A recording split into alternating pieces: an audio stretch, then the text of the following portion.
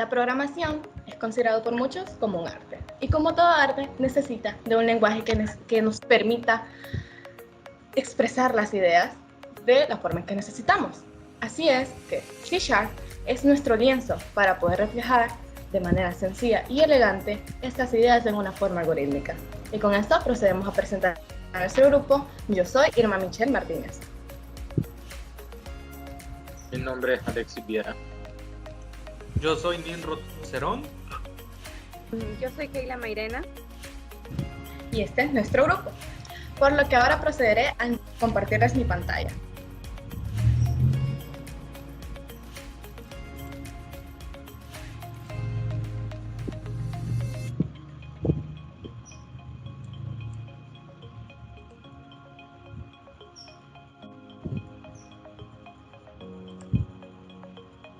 Ok, como dije, nosotros somos el grupo A.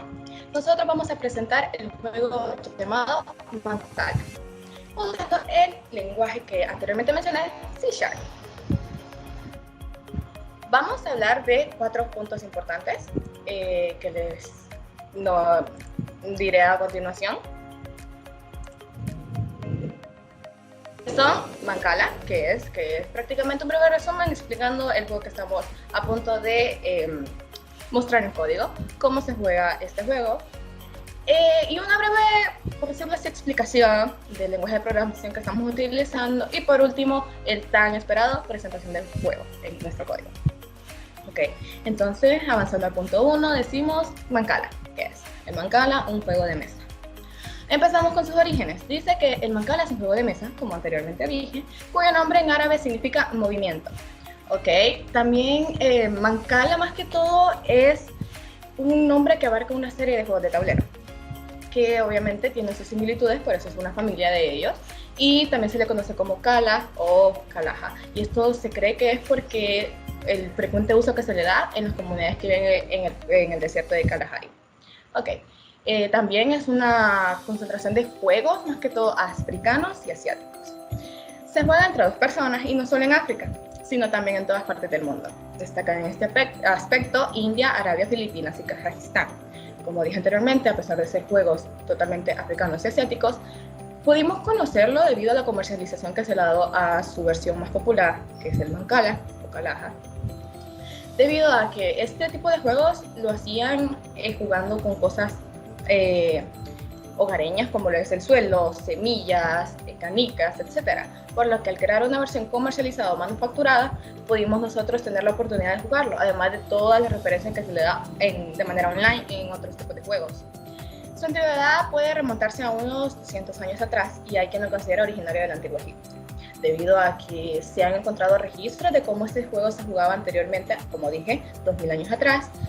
Por muchos creen que es el juego más antiguo del mundo. Además que tiene un aspecto cargado para las culturas, un aspecto bastante importante porque se suelen usar en rituales o ceremonias bastante destacadas como los nupcias y hasta funerales. Con esto vamos con los componentes del juego. Como dije, el Mancala es una serie de familias de juegos de tablero, pero todas están unidas por 2 componentes importantes, que es su tablero, que son rectángulos organizados en filas. Esto, como les expliqué anteriormente, se puede jugar en el suelo. Se hace en forma de 2 filas normalmente, unos huecos donde vamos a agregar piezas móviles que contienen en ellos una serie de piezas. Eso es lo básico de lo que es el aspecto de este juego.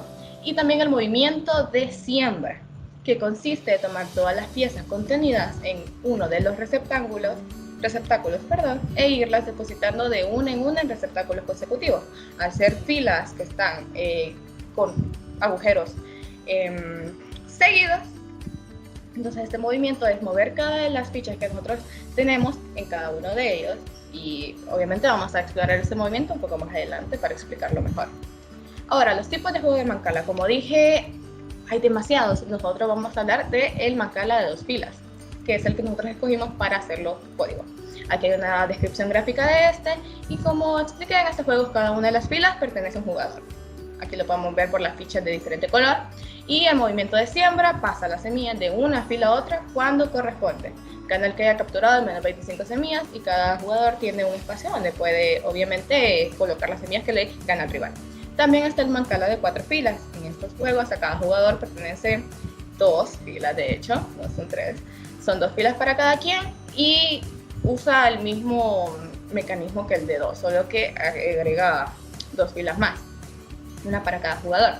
Y ya, el mancala de número impar de filas entran todas las versiones de una fila que se juegan solitario, de 3 o de más, y obviamente con múltiples jugadores. El objetivo, al ser un juego, es muy obvio, que es obtener más puntos que el adversario mediante el traslado de las habas, o las canicas, o las semillas, a la zona, o casa, o mediante la captura de fichas del rival. Ok, luego de esto procedemos al segundo punto, cómo se juega. El juego tiene ciertas similitudes en sus distintas versiones, como lo había mencionado anteriormente. Las reglas. Aunque es famoso por su movimiento de siembra que ya explicamos, necesita otros pasos para completar el juego. Las reglas que nosotros decidimos implementar a nuestro código son las siguientes. El jugador al que le toque mover ingresa el número de fila más cercano a él, que contenga al menos una ficha. Tomará todas las fichas del agujero seleccionado y colocará una por una en los siguientes agujeros, y en el sentido de las manecillas del reloj. Como expliqué, el movimiento de siembra es ir colocando de manera consecutiva las fichas, y nosotros hemos decidido hacerlo en el sentido de las manecillas del reloj. En esta diseminación de las fichas, la zona casa del jugador, que nosotros por el punto de vista del que va a ejecutar el código vamos a decir que es el de él, va a ser el de la derecha, se emplea también, y cuando una ficha es colocada en ella, el jugador gana un punto. Seguimos y ahora vamos con el punto 3, que es C# y su lenguaje. Una breve explicación más de cómo funciona en sí este lenguaje de programación que hemos decidido utilizar. C# es un lenguaje sencillo con seguridad de tipos y orientado a objetivos. Ok, ¿qué es en sí? C# es un lenguaje de programación multiparadigma. Que multiparadigma quiere decir más que todo que se ha evolucionado para mejorar lo que es el desarrollo de proyectos con los paradigmas orientados a objetos, desarrollado y estandarizado por la empresa Microsoft como parte de su plataforma .NET, que después fue aprobado como un estándar por la ECMA e ISO. ECMA es la Asociación Europea de Fabricadores de Cómputo, y la ISO es una organización internacional de estandarización que juntas lo que hacen es exactamente esto, estandarizar el lenguaje de programación. C# es uno de los lenguajes de programación diseñados para la infraestructura del lenguaje común. Ok, ahora, sus orígenes. C# tiene sus orígenes en la familia del lenguaje C, que es una evolución del lenguaje B, que es un lenguaje de programación también, y tienen el mismo objetivo, que es la implementación de sistemas operativos.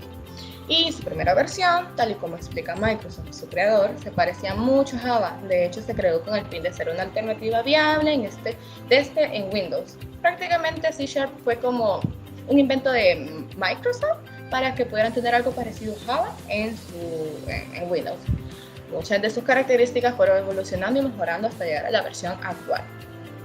Quien inventó, Andrés Heisberg, decidió formar un equipo de trabajo en 1999 para crear un nuevo lenguaje de programación que hoy conocemos como C#. En cambio, en sus inicios, el nombre inicial que se barajó, o que se mantenía o que se propuso, fue Q, C Oriented Language, que en su siglas es inglés. Porque obviamente los lenguajes de programación tienen como que sus raíces en idioma inglés principalmente, lo que en español traduciríamos con un lenguaje de programación orientado a objetivos. Okay. Ahora ya si nos enfocamos en lo que ya viene el lenguaje, que son los tipos de datos integrados o predefinidos que tiene C#. C# nos permite tener 16 tipos de datos integrados. Estos se usan para representar lo que son variables, decimales, punto flotante, etc. Entonces, estos se dividen en simples y en no simples. Aquí lo podemos ver en este diagrama de bloque. Los simples se dividen en estos primeros 8, que son más que todo para valores enteros, con o sin signos y de diversa longitud. Estos son para puntos flotantes, aunque decimal es un poco más exacto que estos dos. Y ya tenemos char, que son para carácter Unicode, y bool, que es para una función de dos opciones, que es verdadero y falso. Ya después tenemos los no simples, que es object, que es el tipo base para los demás, string, que es para arreglos con caracteres Unicode, y dynamic, que es para el lenguaje dinámico, como le dice su nombre. Pues tenemos operadores que lo podemos ver de manera resumida aquí con categorías, además de sus signos o cómo se emplean aquí en C#. Y dado esto, les voy a dejar con mi compañero, voy a dejar de compartir pantalla y mi compañero les seguirá hablando de lo que es este lenguaje. Ok, ahora continuaremos la exposición con las estructuras que hay en un lenguaje de programación. Primero tenemos la estructura if. Esta estructura lo que nos indica es que, dada una condición, si es verdadera, se ejecutará el cuerpo del if, mientras que si es falsa, las declaraciones después del if seguirán normalmente, o sea, no se verá afectado el programa. Ok, después tenemos la estructura switch. Tras la palabra switch se escribe una expresión al analizar en paréntesis.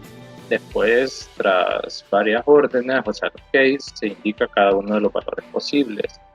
Los pasos, porque pueden ser varios, que se deben dar la expresión tienen un cierto valor, se indican a continuación terminando un break. Esto lo explicaré ahorita continuamente con este diagrama de flujo. Ok, aquí lo que nos decía en la teoría anterior es que el switch tiene que ir a una expresión condicional. Según el valor de esta expresión condicional, habrá diferentes casos. Ok, supongamos que esta expresión condicional de aquí coincide con esta condición. Entonces, en este case entrará a este bloque de instrucciones. Después, terminar aquí, en este break. Al identificar la palabra break, entonces se saldrá del condicional y se seguirá a las instrucciones del programa normalmente. Ok, en caso de que este case no cumpla esta condición, entonces el valor será falso. Seguirá el case 2 y así continuamente hasta que encuentre uno de los valores del case. Sin embargo, si ninguno de estos cases coincide con la expresión condicional, entonces se ejecutará el default. Este default tiene una instrucción por defecto. Eso quiere decir que si ninguno de estos cases cumple con la expresión condicional, se ejecutará automáticamente este bloque de instrucciones de aquí. Okay. Perfecto. Ahora bien, ahora empezaremos con las estructuras de repetición. Primero tenemos la estructura for. Mediante esta estructura tenemos la posibilidad de generar un bucle que se repita una cantidad de veces. En la cabecera indicaremos la variable de control, la condición de repetición y el incremento o decremento de la misma. Ok, como nos indica aquí en la información, tenemos la estructura del for está en tres partes. Primero tenemos el valor inicial. Después tenemos esta condición que nos indicará el valor final, o sea, hasta dónde llegará el valor inicial. Después tenemos el valor del incremento, en cuánto se incrementará el valor inicial. Dependiendo de esto, determinaremos qué tan grande será el ciclo. Si esto hasta que valor inicial no sea igual a valor final, se seguirá repitiendo todo este proceso de aquí, que es donde estará incluido todo lo del for. Este es el cuerpo del for, si podemos llamarlo así. Y cuando valor inicial, o sea, cuando está ahí llega a 15, o sea, el valor final, seguirá al fin y seguirá con las siguientes líneas de código. Después tenemos la estructura while. Ok, este tipo de iteración se diferencia porque seguirá ejecutándose hasta que la condición deje de cumplirse y no cuando se cumpla, como indicamos en el for. Okay, esto básicamente lo que nos dice es que, a ver, si el while sí se cumple, entonces las instrucciones del ciclo se ejecutarán y se seguirán ejecutando. Si no hay nada que altere esto, entonces esto se seguirá ejecutando infinitamente. Mientras que si hay algo dentro del ciclo que vaya cambiando, ustedes tienen que ponerlo aquí dentro del ciclo hasta que la condición del while se haga falsa. Si no se cumple, entonces saldrá y se seguirá ejecutando las siguientes instrucciones. Después tenemos el do while. Como pueden ver, es bastante parecido a lo que es el while, con la diferencia de que el do while lo que hace es que primero hace cierto bloque de operaciones y después representa una condición. Si la condición resulta cierta, entonces volverá a ejecutar el mismo bloque de instrucciones. Si la condición resulta falsa, seguirá el código. Después tenemos el for each.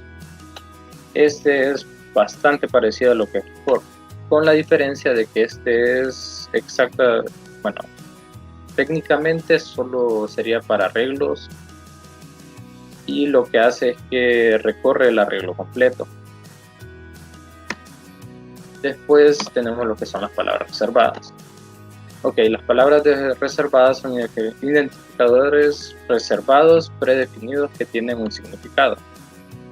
¿Qué quiere decirnos cuando nos dice que son identificadores reservados? En esta parte es bastante importante porque, por ejemplo, si intentamos declarar una variable con alguno de esos nombres, eso no se podrá, automáticamente nos dará un error.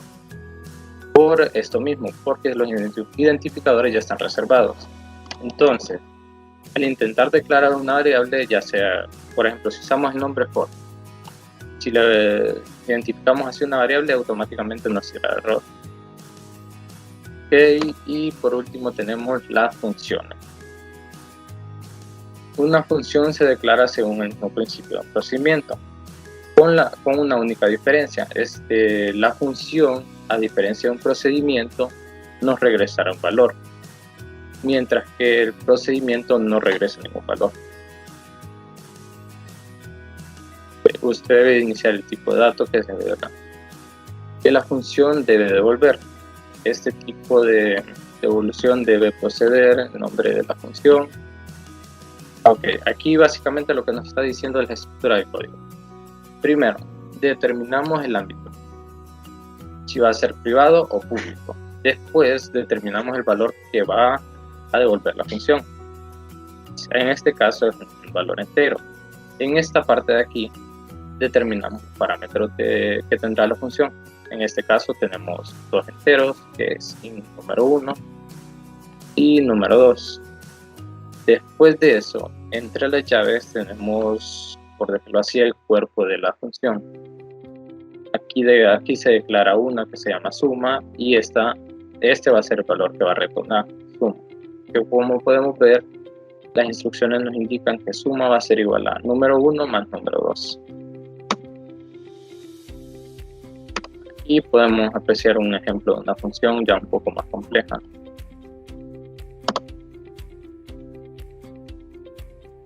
Muchas gracias por su atención y seguirá el siguiente compañero. Bueno, mi nombre es Nimrod y yo les voy a explicar la primera parte de nuestro código, el cual está hecho obviamente en C#. Bueno, tenemos iniciando nuestro código con el using system y luego dándole el nombre de nuestro proyecto, que es Mancala Proyecto. Así se decidió que se le pusiera. Declaramos la clase program y dentro de la clase program vamos a declarar nuestras funciones, las cuales vamos a utilizar durante todo el resto del código. Declaramos 4 funciones: la función de turnos, la función de información, la función de controles y la función de las reglas. Cada una de estas tiene un tipo distinto de función. La primera tiene un valor estático, la cual es la función de turnos, la cual declaramos a R y la inicializamos en 0, y la cual declaramos a B. R es para un número aleatorio que a continuación vamos a explicar cómo funciona. Dentro de un switch de opciones vamos a tener dos casos. El caso 1, que es cuando se va a trabajar con la cantidad de turnos que se van a tener dentro del juego. En esta ocasión nosotros vamos a decidir, o mejor dicho, el programa decidirá cuántos turnos van a tener los jugadores para concluir su juego, para que gane el que tiene el mayor puntaje o empaten en un caso. Entonces la cantidad de turnos irá desde los 5 hasta los 20, no superará ese límite. Entonces le decimos a que R adopte el valor de un número aleatorio dentro de 20 a 5.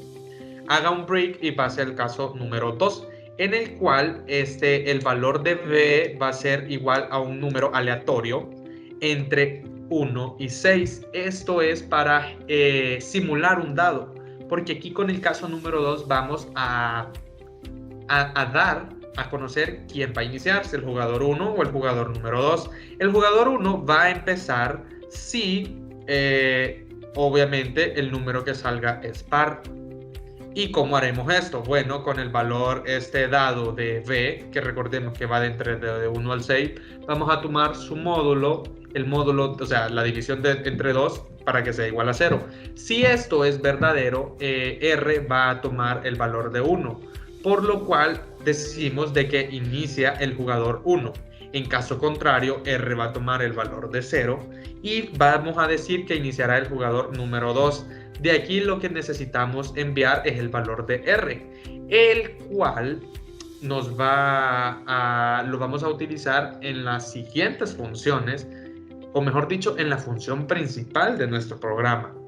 Así pasamos a la función número 2, que es la función de información, que es una variable, es una función tipo booleana, la cual tenemos, como su nombre indica, que es información. Y las variables que ella utiliza dos variables, tt e ini. Y también dentro de esta función declaramos la variable e, que también es de tipo booleana. Entonces, con el total de turnos hace referencia a tt. Entonces, si decimos de que si la variable inicio está inicializada o tiene el valor de 1, va a enviar un mensaje a pantalla que va a decir que inicia el jugador 1, en todo caso. ¿De dónde obtenemos este número? Pues de las funciones anteriores, de las cuales era R, porque aquí estamos dando a entender qué jugador va a iniciar. Recordemos que si era 1 va a ser el jugador 1, si es 0 va a ser el jugador número 2, pero en este caso lo trabajamos con un else. Significa que si no es 1 el número, va a ser otro, cualquiera, significa de que va a decir que inicia el jugador número 2. Y va a retornar el valor de E, porque si inicia el jugador 1, E va a tomar un valor como verdadero, pero si inicia el jugador 2 va a tomar un valor como falso.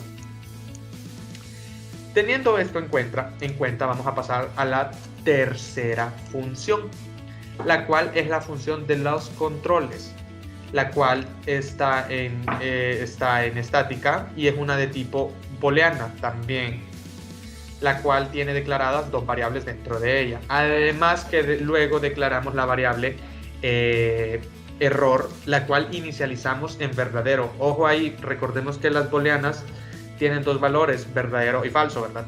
Y dentro hay un switch que es el switch de caso. El caso 1 es que el jugador debe de ingresar un número válido. Esto es para las casillas. Recordemos que el juego es como una matriz de dos columnas y 6 filas. Entonces le estamos diciendo de que si el parámetro ingresado, que en este caso es el número que el usuario ingresa del número de la casilla que le corresponde. Recordemos que van del 1 al 6. Si el número que él ingresa es mayor que 6, el error va a ser verdadero. Va a continuar siendo verdadero porque no existe una casilla número 7, no existe una casilla número 1.000.000. No existe. Pero si también va a tomar en cuenta que no sea menor que 1, por ende no existe la casilla 0, no existe la casilla -1, entonces va a volver a retornar que el valor de error va a ser verdadero. En caso contrario, que el número ingresado esté contenido entre 1 y esté contenido entre 6, el valor de error va a ser falso, lo que significa de que no hay ningún error y el juego podrá continuar trabajando normalmente. Aquí hace un break y pasa al caso número 2, el cual nos dice que si el parámetro es igual que 0, no podrá hacer nada y mandará que el error sea verdadero. ¿Por qué el error va a ser verdadero? Pues bueno, porque va a estar tomando una casilla vacía. Si el número que se da es 0, lo tomaremos como casilla vacía. Entonces no podemos seleccionar fichas de una casilla que está vacía, ya que obviamente no tiene ninguna ficha que moverse. En caso de que el parámetro sea, volviendo a lo anterior, entre 1 y 6, va a volverse falso y va a continuar tranquilamente su código. Hace un break y finalizamos el switch. Retornamos el valor de error, ya sea con verdadero o falso, con el que haya quedado según las condiciones que cumplía, y pasamos a la cuarta función, la cual está en modo estática y es una función nuevamente de tipo booleano, la cual representa AX, la cual tiene AX, AA, AB y AC, estas 4 variables dentro. También declaramos la variable aplicar y la inicializamos en un valor verdadero, ya que es una variable de tipo booleana. Creamos un switch que es en base a X. X es un número dentro del 1 al 4, ya que corresponde a los casos que se pueden presentar a continuación, que son 4. En el caso 1 es para colocar semillas en la zona final del jugador 1. Para que esto suceda, tiene que cumplir la siguiente condición, que A sea igual que 5, B distinto de 0 y C igual que 1. Si esto es verdadero, el valor de la variable aplicar va a ser verdadero.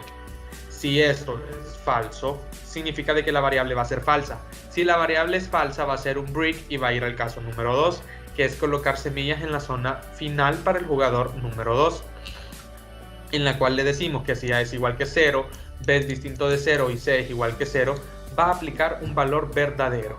Si esto obviamente no es cierto, va a ser falso. Mientras que la variable aplicar continúe siendo falso, va a ser el break y va a pasar al siguiente caso, que es en el caso de repetir turnos. Recordemos que los jugadores pueden repetir turnos, ¿verdad? Entonces, si A es igual que 0 y B es igual que 0, la variable aplicar siempre va a mantener su valor como verdadero. En caso contrario, nuevamente será falso y pasará al break del caso número 4, en el cual que nos dice que si es 0 y B también es 0, el valor de aplicar también va a ser verdadero, y si esto no se cumple, obviamente el valor va a ser falso. Esto es para que el jugador número 2 repita turnos. Y lo que nos va a retornar esta función es el valor de aplicar. Recordemos que todo lo que las funciones nos van a retornar son valores que los vamos a estar utilizando en el int main o en la función principal. Entonces, ya después de haber concluido nuestras 4 funciones, vamos a pasar a la función principal, que es de tipo void. Entonces, aquí declaramos la variable total de turnos, la variable dado, la variable respuesta, la variable k, que anteriormente está inicializada en 2, la variable c, la variable main y la variable casas. Estas variables hacen referencia a las funciones que estamos utilizando, que se irán llamando más adelante. Luego de que el código inicie, recordemos que esto simplemente lo declara y después nos mostrará en pantalla este letrero, el cual dice el nombre de nuestro juego, que es Mancala.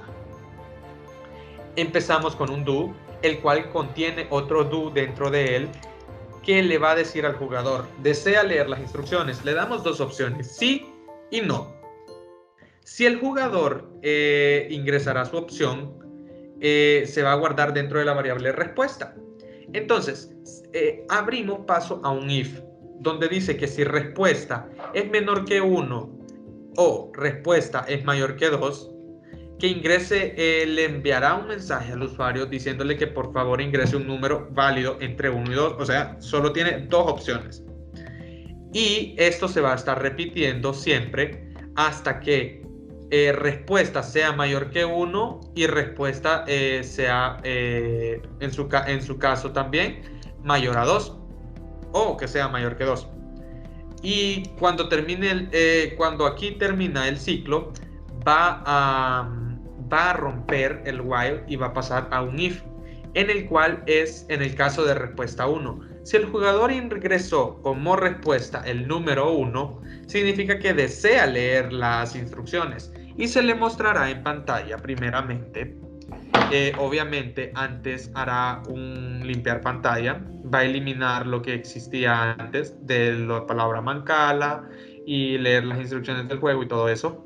Y le va a mostrar lo que es las instrucciones, las posiciones, el objetivo y las reglas. El usuario está a su gusto de leerla.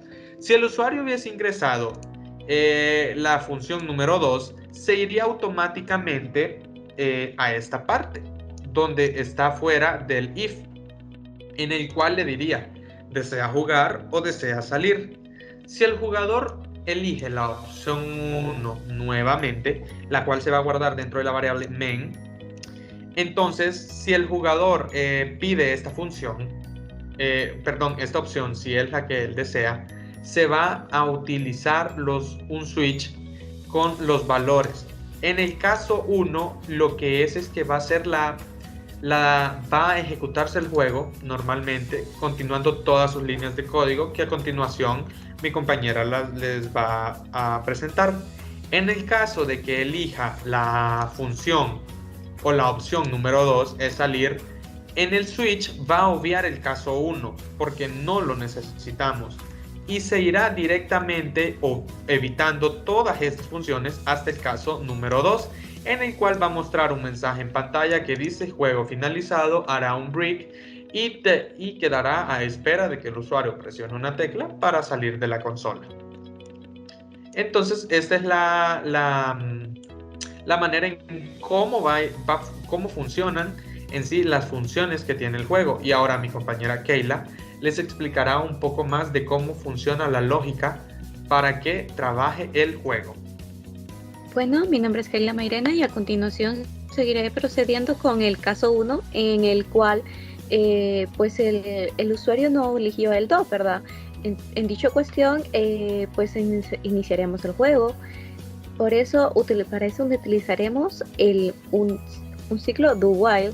Iniciaríamos por esta parte de aquí, en la cual empezará borrando pantalla, y después de eso, por cuestiones de estética, agregamos el bienvenidos, y ya después de eso vamos a poner, fuimos creando lo que son diferentes variables como el turn, que significa el total de los turnos, y llamamos a la función turnos, y este llama al caso 1. El dado llamaría a la función turnos, que sería con el caso 2, y las casas llamaría a la función información, y para esto ocupamos la variable turnos que acabamos de crear y la variable dados.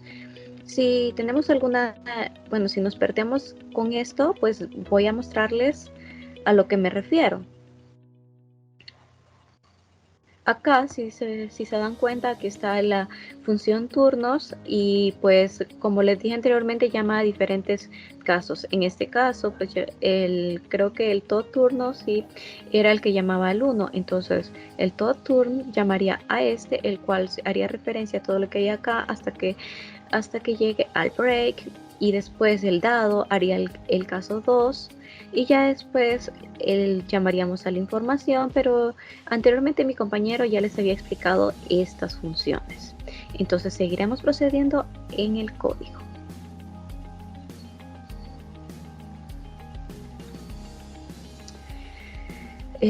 Matriz que hará el papel en el tablero. Para esto creamos una matriz de 2 a 6, o sea, de 2 de abajo y de 6 de largo. Y dicho esto, pues les mostraré lo que viene siendo la matriz creada. Esta parte de acá es donde se va creando la matriz, donde se va a ir mostrando la matriz, y acá también se va a ir diciendo qué casilla es del jugador 1, qué casilla es del jugador 2, pero en este caso estamos en la primera.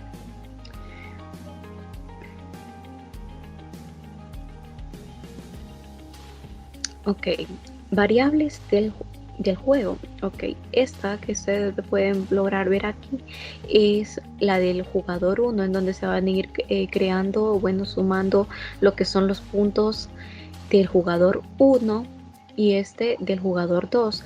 A lo largo también de nuestro código fuimos creando, porque ocupábamos lo que son estos, que como su nombre le diga, puntero, casas, semillas, los movimientos, algunos auxiliares y auxiliar fila y el repetir. Después nos vamos al inicio del juego. Dejamos otro write line y empezamos con esto. Esto pues viene siendo diferentes partes,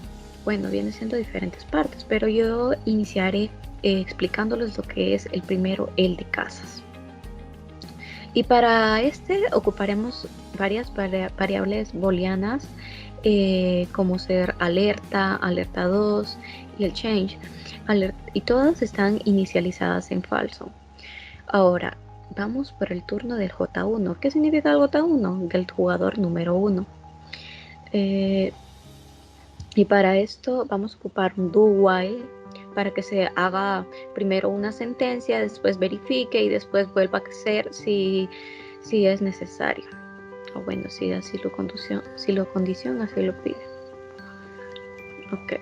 Seleccione una casa. Creo que aquí vamos a dejarlo como un write para que se vea un poquito más bonito. Después la casa viene siendo lo que el usuario le dé. Nosotros lo convertimos a int32.parse porque el C chart cuando pide un dato pues lo pide como string, o bueno, eso fue a lo largo lo que fuimos conociendo mis compañeros y yo en la búsqueda de intentar pasar el código de C++ a C chart. Y pues como ustedes pueden notar, para eso ocupamos un parse y pues llamamos al int32 y después sí leemos el código, y ahora sí, ya esta cosa que pues puso el usuario quedaría como número y lo guarda aquí en esta variable casa. Ok, entonces ahora pues creamos otra variable, solo que en este caso llamamos a la función controles, y esta va a ser pues pedido en la caso 1. Después de pedir el caso 1, si la alerta, pues cuando tenemos algo así y no nos dicen si verdadero o falso, pues el programa en sí lo toma como verdadero. Entonces si la alerta pues es verdadera, pues le decimos que el número de casas es inválido, o sea que como que el usuario pues agregó alguna casa que era diferente de las casas dadas, entonces ya viene y toma esta condición. Si no, pues vamos creando nuevas variables. Puntero, que sería casas, casa -1. Después el auxiliar, que sería este mismo puntero que acabamos de crear. El auxiliar fila, que le damos por entrada 1. Y la alerta número 2. La alerta número 2 es como les expliqué anteriormente, solo que en este caso vamos a llamar al caso 2 y creamos una matriz con la auxiliar fila y el puntero. Ok, y ya teniendo esto, pues nos vamos a un sí. Si la alerta 2 es igual a verdadero, pues entonces el número de casas es vacío. ¿Qué significa esto? Pues que el alerta 2 es, suponemos, o bueno, el usuario ingresa un número en el cual ya la casa ya se encontraba vacío porque ya había dado todas las semillas que tenía ahí. Entonces si no pasa esto, pues nos vamos a crear más variables. Estas variables de aquí pues empieza con la semilla que sería igual a otra matriz con el número auxiliar de filas y el puntero, los movimientos igual a semillas, y esta de aquí pues se crearía esta misma, solo que igual a esta misma menos las semillas.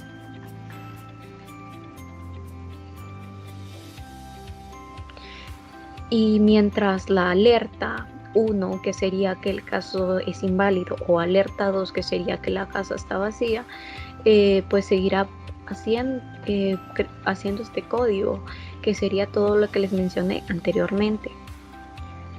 Y ahora vamos por el ciclo de turnos o depósito de semillas.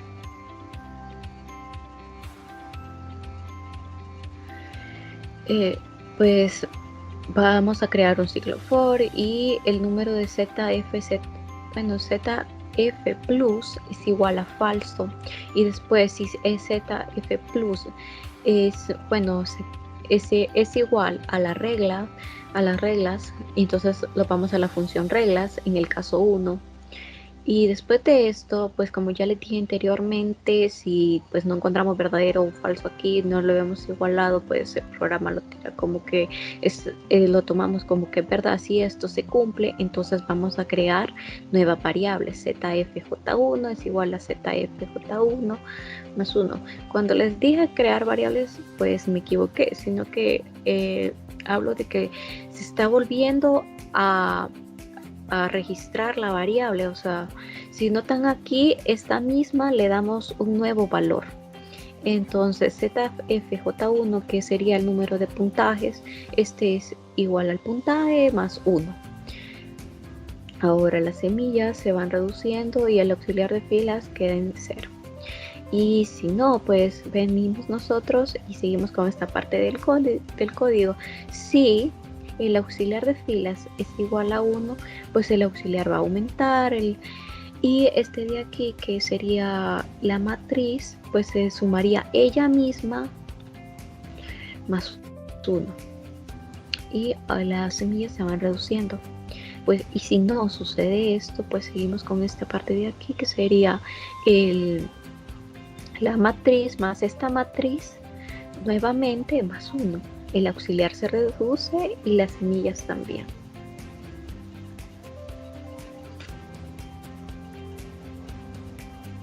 Impresión del tablero y las zonas finales actualizados. Cuando leemos esto, pues nuestra mente ya por fin nos indica que lo que significa que pues después de hacer todo el proceso que hicimos anteriormente, nos va a mostrar en fin qué va quedando. Entonces ya después con lo anterior, entonces muestra nuevamente con los datos, muestra nuevamente lo que se va encontrando. Ahora se van también mostrando los puntos, cómo van quedando, el punto del jugador 1 y el punto del jugador 2. Ahora creamos una variable repetir, que significaría igual, que sería igual a falsa. Repetir llama a la función reglas. En este caso se llamaría al caso número 3. Y si este repetir es igual a verdadero, el jugador repite turno. Y las casas es igual a verdadera también. Si el repetir es igual. Si no, pues el turno del jugador 1 ha finalizado y las casas también es igual a falso. Y si no, pues entonces booleanos, la variable cambiar es igual a falso y la variable ZF plus es igual a falso. Ahora tenemos el turno del jugador 2. ¿Qué pasa con este turno? El turno del jugador 2 viene siendo igual que el turno del jugador 1.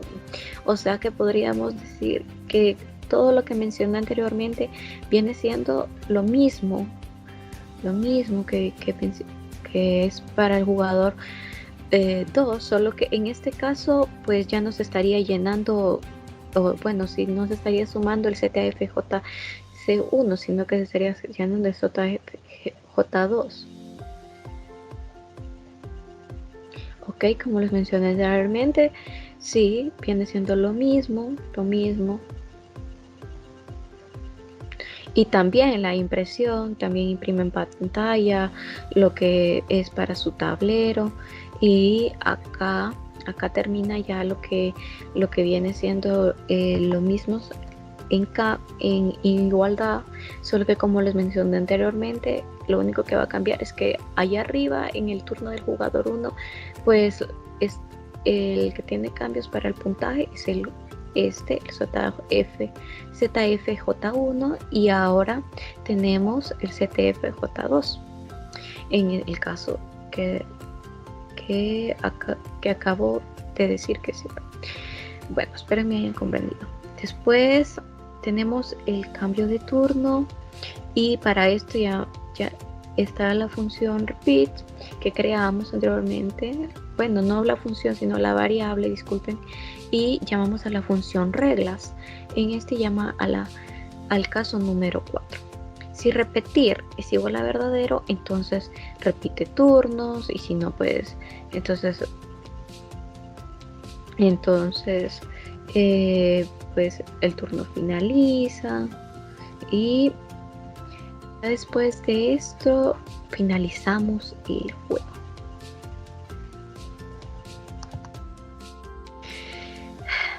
Ahora mostramos los ganadores, mostramos si hay empate, mostramos el puntaje y con lo siguiente. Primero les decimos que el juego ha finalizado para ambas partes y decimos si el puntaje del JFJ1 es igual al del 2, entonces mostraremos en pantalla empate.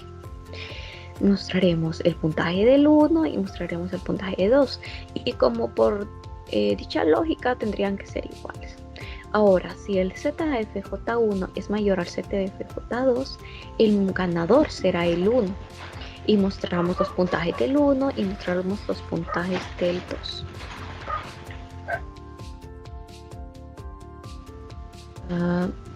Y si esto no sucede de esta manera, si el ZFJ2 es mayor que el ZFJ1, entonces el ganador es este, y mostramos los puntajes del 1 y del 2. Ahora nos mostrará en pantalla si desea seguir jugando. Si desea seguir jugando, pues se mostrará lo que anteriormente mi compañero y yo hemos explicado, solo que sería nuevamente utilizando las dos partes, y si no, pues entonces ya pasaría a la salida del juego. Y como les mencioné anteriormente, pues para esto volvemos a utilizar, bueno, en todos los casos que utilicen números, utilizaremos el int32.parse para convertir este string a número. Y eso fue todo. Muchas gracias por su atención.